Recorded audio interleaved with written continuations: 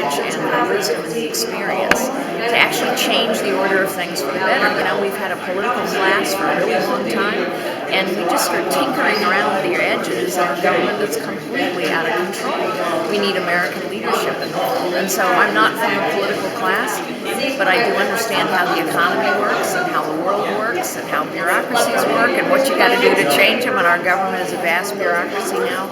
I understand technology, which is important in the 21st century.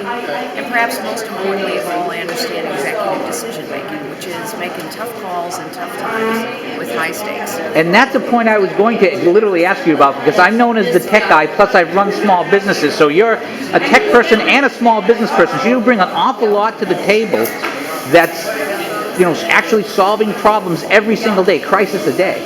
Well, it's true. You know, I started out as a secretary in a 9-person real estate firm, and I went on to become the chief executive of the largest technology company in the world. And so I do understand how the economy works and how technology can be used to reimagine government, but I also understand how the world works. I probably know more world leaders on the stage today than anyone running, with the exception of Hillary Clinton, but I didn't do photo ops with them. I actually did something with them. And I think that leadership is not only required in our nation to lift the weight of government off of this great nation, but I also think leadership is required in the world, because the world is a very dangerous and quite a tragic place these days. Now, you mentioned one other thing that's very interesting. You mentioned how you started out as a secretary and moved forward and forward and forward.